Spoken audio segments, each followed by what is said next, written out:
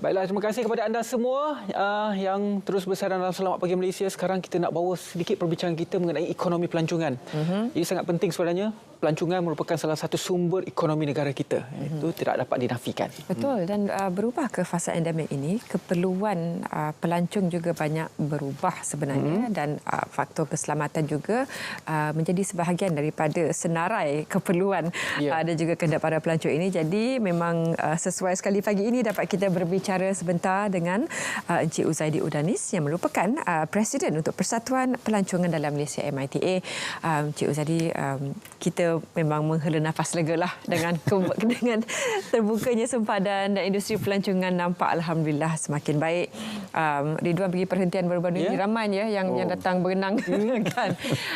Jadi tapi aspek keselamatan ini juga masih lagi dibincangkan sebab masih lagi ramai yang pernah terkena COVID dan masih lagi mengambil langkah berjaga-jaga, dan bagaimana pula aspek keselamatan bagaimana lagi yang dapat dikenal pasti oleh pihak MITA.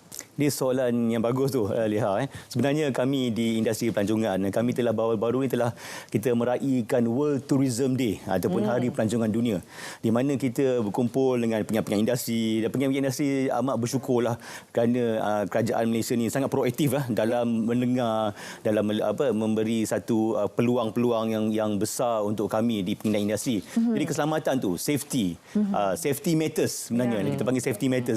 Kalau safety bagus, insya-Allah bisnes kita bagus. Betul. Dalam keadaan sekarang ni kita masih lagi memperbaiki industri pelancongan. Dalam endemik ni kan, banyak yang benda-benda yang kita perlu baiki. Betul. Itu sebabnya World Tourism Day ni bertemakan rethinking tourism. Kita memikirkan balik semula tourism. Dulu kita kata think tourism, act tourism. Sekarang kita rethinking tourism tu. Rethinking tourism tu amat penting untuk kita supaya kita tengok lihat mana arah tourism ni nak pergi. Adakah ke arah kita nak ramai pelancong yang dinamakan over tourism pula nanti problem. Over tourism itulah masalah-masalah sampah lah, dengan penyakit pencemaran lah begitu.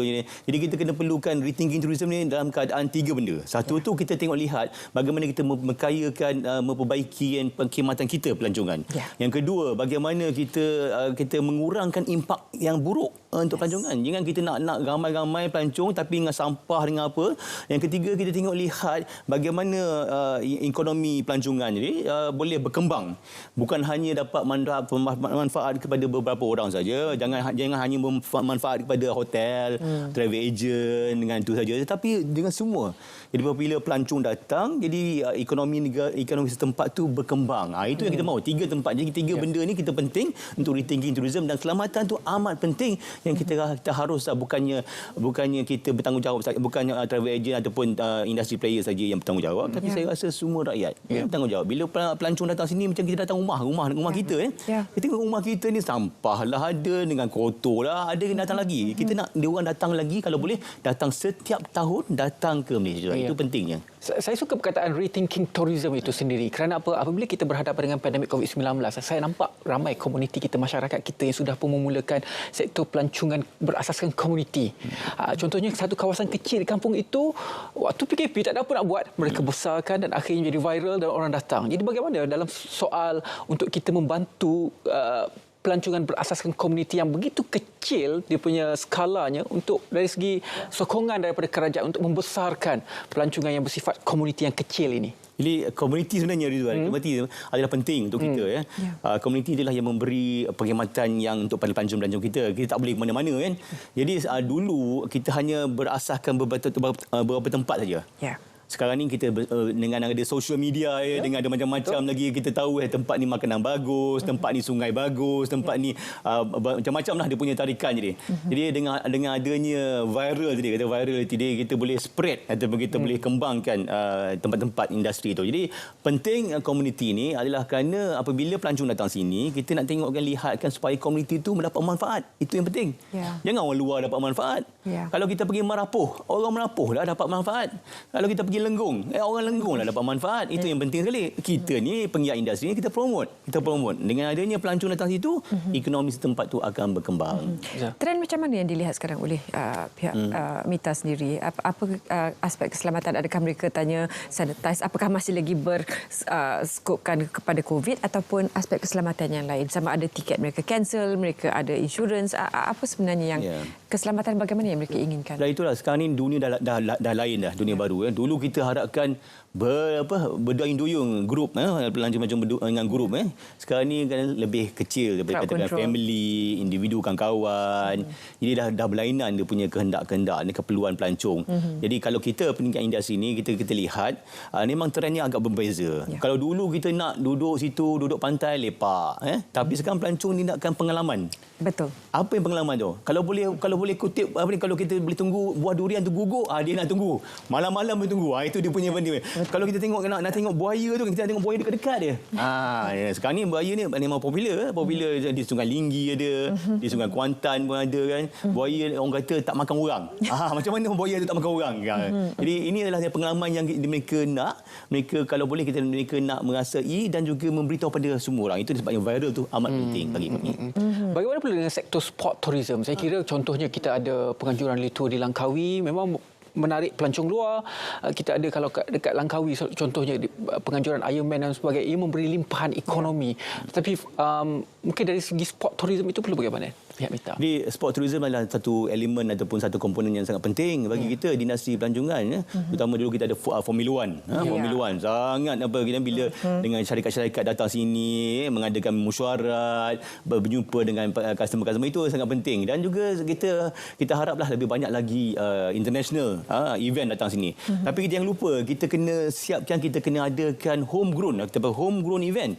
Jangan kita nak harapkan orang luar saja datang sini. Kita nak homegrown event. Kita ada Langkawi di aliran tu kan, bicycle tu kan. Dan juga standard chartered KL run. Itu homegrown. Kita nakkan banyak homegrown ni supaya kita taklah bayar banyak sangat pada tuan punya franchise tu. Kalau Formula 1 tu kita bayar banyak. Kalau Ironman tu kita bayar banyak. Kita buat sendiri. Kita kena kita mengharapkan lebih banyak lagi homegrown supaya kita boleh dikenali dengan di arena sukan. Infrastruktur bagus, kemudahan bagus. Kita ada velodrome dinilai. Kalau kita boleh gunakan nilai velodrome tu untuk pelancong, kita buka. Jangan kata, ni rosaklah kita punya tu. Tak, kita betul-betul kita jagalah. Dengan adanya kemudahan-kemudahan yang ada, untuk kita membenarkan pelancong datang sini, memberi dapat pengalaman. Kalau bawa kereta di Formula 1 circuit tu, di Sepang circuit tu, dia kata, pengalaman. I've been here. Kita drive kereta dekat tu. Itu adalah satu pengalaman. Kita nak pengalaman yang unik supaya mereka boleh datang sini setiap tahun. Untuk bajet 2023 yang akan dibentangkan, pastinya pihak pelancongan banyak wishlist lah kalau kita boleh katakan. Dan sejak sempadan dibuka ini, kita lihat banyak kembali European dah banyak datang 3 minggu 4 minggu habis travel satu Malaysia. Harapan pihak Mita kepada bajet 2023 nanti bagaimana? Lihat sebenarnya wish ni panjang. Sampai esok pun tak habis. Betul. Tapi kena ada. Kalau kau tak dapat 10 dapat 3. Lepas tu dapat 6 yang kan. paling utama. Jadi sebenarnya kita sekarang dalam industri yang paling kompetitif. Kalau tengokkan semua negara nak pelancong. Tak ada negara yang tak nak pelancong. Semua negara nak pelancong. Negara Thailand kompetitif, negara Indonesia kompetitif, negara Saudi Arabia yang kaya-kaya dengan minyak pun nak juga pelancong. Jadi kita dalam industri pelancongan yang sangat kompetitif. Jadi dengan kompetitif ni kita kena promosi promosi. Promosi ni bukan percuma. Promosi ni akan bernilai. Kita kena target promosi, jangan target promosi yang ni. Kita kena target apa yang suka durian, kita target orang yang suka durian. Kita sport, kita suka target orang sport.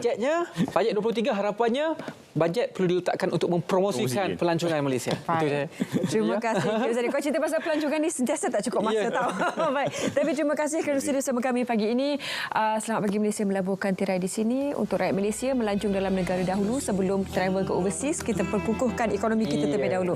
Bagi pihak penerbit kami pagi ini, Rosmawati Nasir, semua kru Selamat Pagi Malaysia, terima kasih kerana menonton Selamat Pagi Malaysia. Teruskan menonton TV1 selepas ini. Saya Ridwan Mustafa dan saya Zaliha Ismail. Semoga hari anda penuh produktif dan diberkati insya-Allah. Assalamualaikum warahmatullahi wabarakatuh.